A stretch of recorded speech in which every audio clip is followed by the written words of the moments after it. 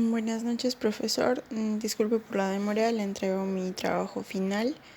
que es el análisis de realidad política nacional, basado en la película o las películas del experimento Stanford. El análisis que va acerca de las protestas nacionales contra la presidenta Dina Boluarte. Bueno, la meta de este final era que los alumnos deberían de realizar una reflexión de un tópico elegido a partir de la semana 8 vinculado con algún asunto de actualidad nacional e internacional. El que más me llamó la atención fue el tema de la violencia y debido al contexto tanto nacional como también en la historia universal.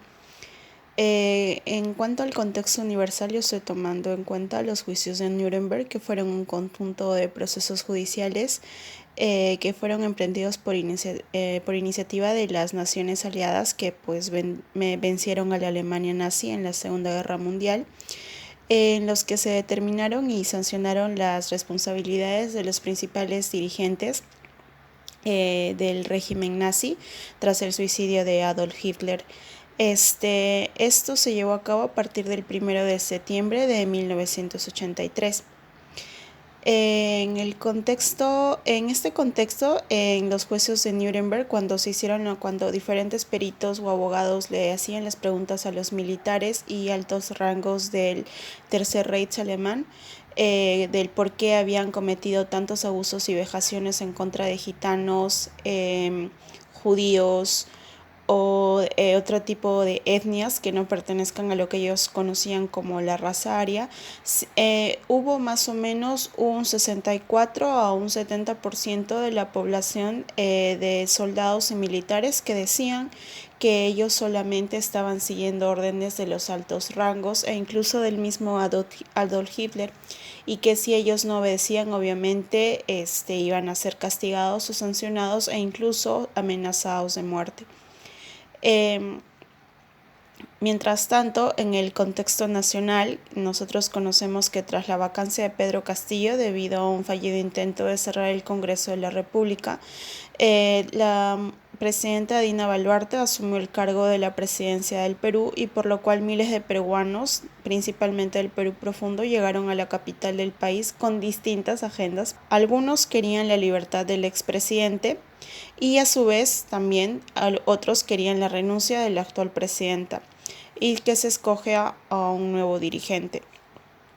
lo cual era algo un poco imposible debido al contexto en el que estábamos viviendo. Desde ahí, a partir de ese momento, por 3 meses o más, miles de peruanos y peruanas participaron en manifestaciones para que Dina Boluarte pueda renunciar, y en ese proceso hubieron diferentes muertes que actualmente suman 66 personas muertas y otros 48 civiles, todos lastimados por policías y militares que seguían órdenes expresas del Congreso de la República y también de la misma presidenta. Aunque hoy en día, como la Corte Internacional de Derechos Humanos está investigando el tema, aún la presidenta Dina Boluarte, su gabinete y altos rangos militares niegan que ellos hayan sido los iniciadores de la masacre que sucedió el año pasado por esas fechas, lo que no se está dando paso a generar justicia para las familias que hasta el día de hoy siguen en duelo. A lo que se lleva a cabo la siguiente reflexión: ¿pueden las leyes expresas y el uso de un uniforme quitarnos la humanidad? Esta pregunta trató de ser solucionada en el experimento de Philip Zimbardo. El experimento es un conocido estudio psicológico acerca de la influencia de un ambiente extremo que se lleva dentro de la vida de una prisión y cómo las conductas desarrolladas por el hombre ahí dentro, sumidas en 2 roles principales que serían carceleros, en este caso los policías, y los encarcelados que serían los reos. Este experimento fue llevado a cabo en 1971 por un equipo de investigadores liderados por el psicólogo y sociólogo de la Universidad de Stanford, en donde se reclutaron voluntarios que desempeñaron roles que cumplían los 2 papeles principales en una prisión ficticia que se construyó en el sótano de la universidad. Sin embargo, por el camino, el experimento muy pronto se salió de control y el mismo Philip Zimbardo, que se puso a cabeza como si fuera el líder, el alcaide, también asumió cierta culpa y responsabilidad, pues él dijo que el mismo cargo le producía cierta embriaguez, cierta borrachera de poder.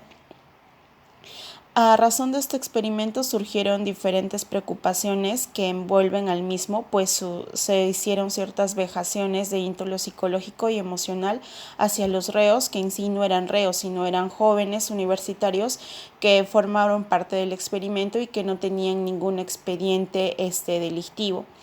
Esto generó críticas que degradaron un poco el experimento. A razón de este experimento salieron 3 películas muy conocidas, que el primero es el experimento de las cárceles de Stanford, The Experiment, un poco en un presupuesto un poco más bajo, y una que es su gemela también de Experiment, pero con un presupuesto un poco más alto y con actores mucho más conocidos. De estas 3 películas, 2 alcanzaron el éxito, que es el primero que se mencionó y el último. En los resultados que se vieron en los experimentos de la cárcel de Stanford es que, aparte de que el experimento fue ampliamente criticado, Zimbardo logró deducir de que los humanos que reciben ciertas órdenes por superiores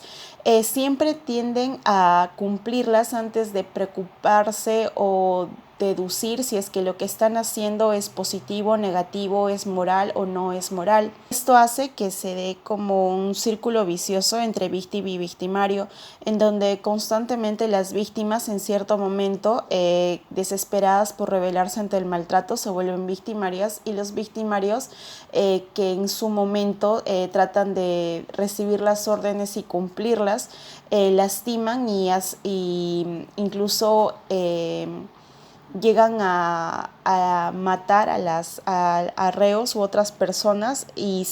cuando se dan cuenta salen de ese frenesí, siempre responden lo mismo: yo solo seguía órdenes. Mientras que altos rangos son personas con una psicología un poco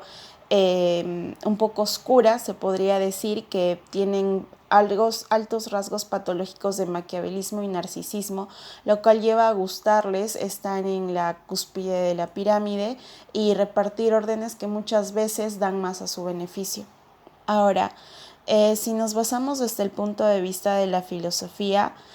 tenemos a diferentes pensadores. Por ejemplo, Cicerón nos dice que nada más opuesto a la justicia que la violencia, esto en casos donde literalmente el pueblo ya está cansado de ser maltratado y muchas veces utiliza la violencia como un método de comunicación,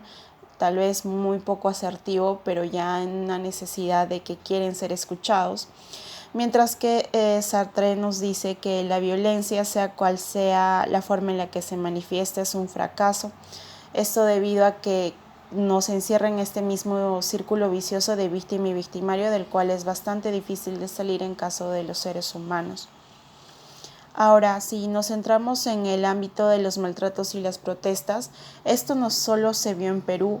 con la época del terrorismo, las protestas actuales contra Dina Boluarte, o tras cerrar el Congreso, o tras la renuncia del presidente Vizcarra, sino también en países como Chile, Francia, Argentina, Perú, Venezuela, en sí en diferentes partes del mundo. Año con año, a lo largo y ancho del planeta, siempre hay una nueva protesta, y siempre en cada nueva protesta altos rangos mandan a militares y policías con una furia aplastante para poder callar a la población, no de la manera más asertiva.